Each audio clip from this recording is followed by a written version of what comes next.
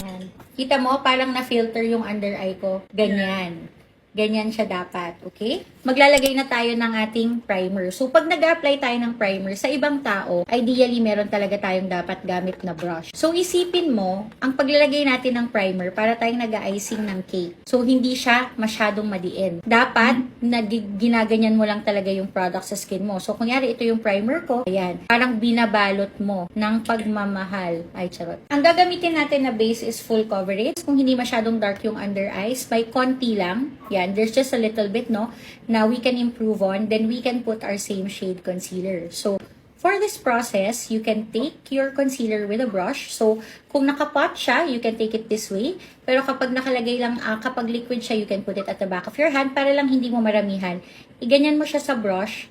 Tapos, para mo lang siyang ina-apply like a primer. Ginagayan mo lang siya. Thin layer din. Kasi magpo-full coverage base naman tayo later on. Don't overdo it so that the under eye doesn't look too heavy. Tapos, yung lapat niya dapat sa balat para talaga siyang galing sa balat. So, it doesn't look like there's a patch of concealer on top of your skin. Next, we're going to apply our foundation. For foundation, you can use a sponge or you can use a buffing brush. Pero if you want to maximize talaga yung ating coverage, you go for the buffing brush. But for bridal makeup, usually sinusundan pa rin namin ng sponge kasi kailangan magmukha talaga siyang balat. So, kunyari, I'll transfer the product on my skin like so, no? Ayan. And then, I'm going to use my sponge to blend it out. Tapos, make sure na mag-even out talaga yung skin tone natin.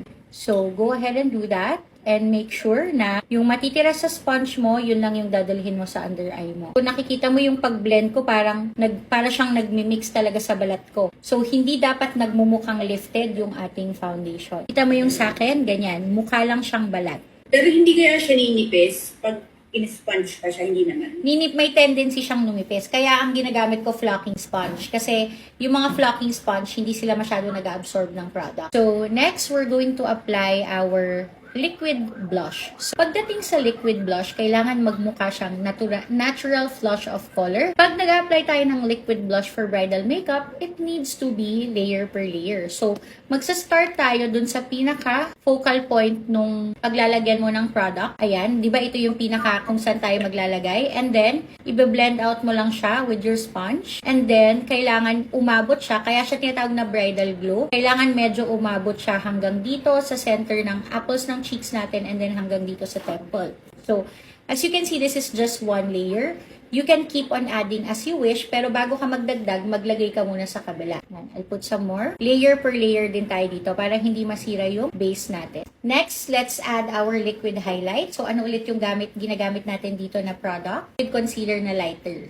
The light. Essential for bridal makeup, no? Dapat talagang bright yung under eye without compromising yung weight ng concealer sa under eye natin. So, in this case, take your brightest concealer, apply it on the under eye like so, kahit sa gitna lang na ganyan. And then, if you have a mini sponge, you can use a mini sponge or you can also use a concealer brush to blend it out. So, just go ahead and apply at the center and then diffuse. So, dapat makikita mo na this area is brighter. Parang mas gising yung mata. The idea here is parang hindi mo malalaman kung saan matatapos yung concealer. And then put on the other side as well. And then we can highlight na the chin and the forehead for some more dimension. And the center of the nose. Tapos tingnan mo ha, pag hinighlight ko tong center ng nose, the sides are going to appear naturally bronze. Kasi nag-highlight na tayo sa gitna.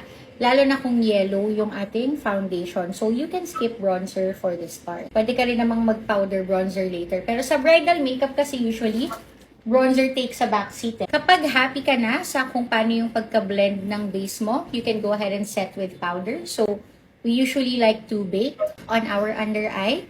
So, take your your translucent powder and then just press it on the under eye.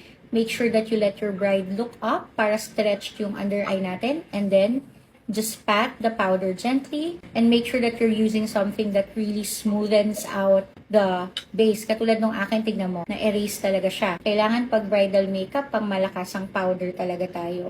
Yan. Kita mo, parang na-filter yung under eye ko. Ganyan.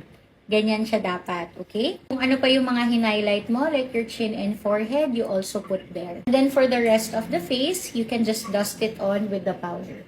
So, hindi naman kailangan na makapal yung buong face. Kasi we also don't want the base to appear too patchy. So, padaanan ko lang yung yung para magkaroon ng glow. So, kunin mo yung powder blush mo. Tapos, kumuha ka ng fluffy na brush. Tapos, i-intensify lang natin yung ating cream. So, make sure you don't overdo it. Sabi ko lang na don't overdo it. Ang dami ko nilagay. Okay. After natin maglagay ng powder blush, gamitin natin si powder highlighter. Yon. So, dapat yung powder highlighter mo mukhang basa. Hindi yung parang buo-buo. Ganyan. So, gagamit ka ng fan brush para bumalik yung natural highlight ng face natin. So, nakikita mo, no? As I put my highlighter, as I apply my highlighter, nagkakaroon ako ng glow na parang basa. Yan. Alin siya po? Yan. So, kapag ginanon, di ba, pag nakatingin ka ng diretso, buo pa rin yung blush mo.